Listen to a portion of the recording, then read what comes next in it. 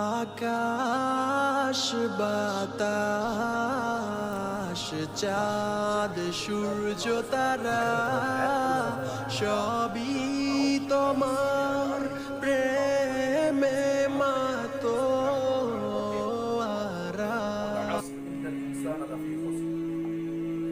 সম্মানিত সমস্ত ধরনের প্রশংসা আল্লাহর জন্য, আলহামদুলিল্লাহ। আমাদের প্রিয় নবী সাল্লাল্লাহু আলাইহি ওয়াসাল্লাম। আসলে প্রত্যেকটি জিনিসের একটি সিস্টেম রয়েছে। আল্লাহ রাসূল সাল্লাল্লাহু আলাইহি ওয়াসাল্লাম থেকে সিস্টেম, যখনই কোনো প্রোগ্রাম হবে বা দ্বীনি মজলিস হবে, তো সেখানে প্রথমে আল্লাহর তারিফ, আল্লাহর প্রশংসা হবে, তারপর নবীর উপর দরুদ ও সালাম বর্ষিত হবে, তারপর সেই কথাটি শুরু হবে। কিন্তু সিস্টেমটা অন্য হয়ে গিয়েছে। যাও, আমি সেদিকে যাই না। তো আজকের বক্তব্যের জন্য একটি ছোট্ট সূরা আর একটি মাত্র হাদিস পাঠ করে আমার সংক্ষিপ্ত বক্তব্য শেষ করব। যে সূরাটির ভিতরে আল্লাহ রাব্বুল আলামিন সারা মানুষ জীবনের, একটি মানুষের জীবনের সময়ের কি গুরুত্ব সেটি বলে দিয়েছে। যে ওয়াল আসর, সময়ের কসম, আসরের কসমকে আল্লাহ রাব্বুল আলামিন সারা বিশ্ববাসীদেরকে বলতেছেন ওয়াল আসর, সময়ের কসম। ইন্নাল ইনসানা লাফি খুসর, যে দুনিয়ার ভিতরে প্রত্যেকটি মানুষই ক্ষতিগ্রস্তের মধ্যে। এখানে যে ইনসান শব্দটি ব্যবহার করা হয়েছে, এখানে এই শব্দটি আরবিক গ্রামাটিক্যালি মারিফা বলা হয়, এটাকে মারিফা শব্দ ব্যবহার করা হয়েছে, অর্থাৎ সারা পৃথিবীর মানুষই ক্ষতিগ্রস্তের মধ্যে। তারপরে আয়াতে আল্লাহ রাব্বুল আলামিন এক আয়াতের ভিতরে চারটি কারণ, চারটি পয়েন্ট বলে দিয়ে যারা ক্ষতিগ্রস্ত এবং যারা সফল তাদেরকে বাছাই করে দিয়েছেন। তারপরে আয়াতে বলেছেন যে ইল্লাল্লাযীনা আমানু ওয়া আমিলুস সালিহাতি ওয়া তাওয়াসাউ বিল হাক্কি ওয়া তাওয়াসাউ বিস সবর। ইল্লাল্লাযীনা আমানু, যারা ঈমান আনলো। ঈমান কার উপর আনতে হবে? আল্লাহর উপর আনতে হবে, তার রাসূলের উপর আনতে হবে। ওয়া আমিলুস সালিহাত, এবং সৎকর্ম করলো। শুধু ঈমান আনলেই কাজ চলবে না, সৎকর্ম তার সাথে একদম জরুরি।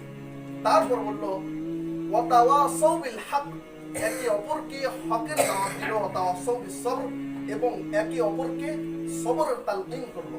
তো এই আয়াতের ভিতরে আল্লাহ রাব্বুল আলামিন চারটি কারণ বলে দিলেন। চারটি কারণ হলো, প্রথমে ঈমান আনতে হবে, তারপর ঈমানের সাথে সাথে সৎকর্ম করতে হবে, তারপর সব সময় সবর করতে হবে, তারপর যে কোনো জিনিস হকের সাথে ফয়সালা করতে হবে।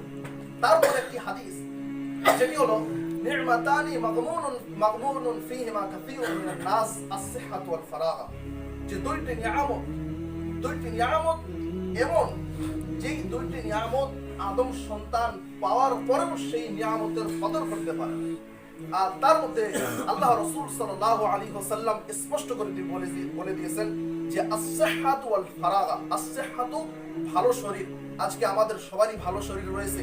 এই ভালো শরীরের গুরুত্ব এখন আমরা বুঝতেছি না, কিন্তু ভালো শরীরের গুরুত্ব তারা অত বেশি বুঝতেছে যারা অনেক দিন ধরে বিমার পড়ে রয়েছে, তারা এই শরীরের গুরুত্ব বুঝতেছে। তারপরে ওয়াল ফারাগ, খালি সময়। এই খালি সময় আজকে আমরা দাম দিই না। এই খালি সময়ের গুরুত্ব তাদের কাছে বেশি রয়েছে যারা অনেক ব্যস্ততার মধ্যে পড়ে রয়েছে। তাদের কাছে এই সময়ের অনেক গুরুত্ব রয়েছে। এই জন্য মনে রাখবেন, যারা সময়কে গুরুত্ব দেয় না, তাদেরকে সময় গুরুত্ব দেয় না। এই জন্য আজকের যুগের সবথেকে গুরুত্বপূর্ণ জিনিস হলো, মুসলমানরা যখনই খালি সময় পাবে তারা পড়াশোনা করবে, দ্বীনের দিকে অগ্রসর হবে। যারা আমাদেরকে ইহুদি খ্রিস্টান তারা আমাদেরকে চশমা বানিয়ে দিয়েছে। আজকে দুনিয়া আমরা তাদের চশমা দিয়ে দেখতেছি। আজকে আমাদের মুসলমান ছেলেদেরকে মোবাইল দিয়ে দেওয়া হয়েছে, মোবাইলের ভিতরে অনেক ধরনের গেমস, অনেক জিনিস দিয়ে আমাদেরকে ব্যস্ততা করে দেওয়া হয়েছে।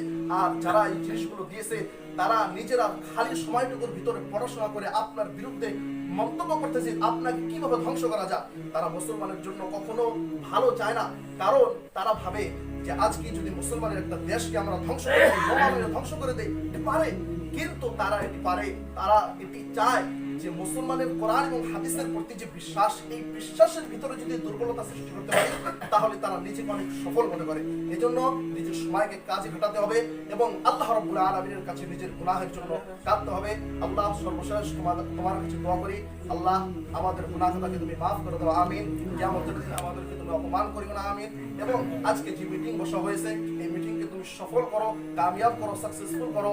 আমিন ওয়া আখিরু দাওয়ানা আলহামদুলিল্লাহি রাব্বিল আলামিন। আসসালামু আলাইকুম ওয়া রাহমাতুল্লাহি ওয়া বারাকাতুহু।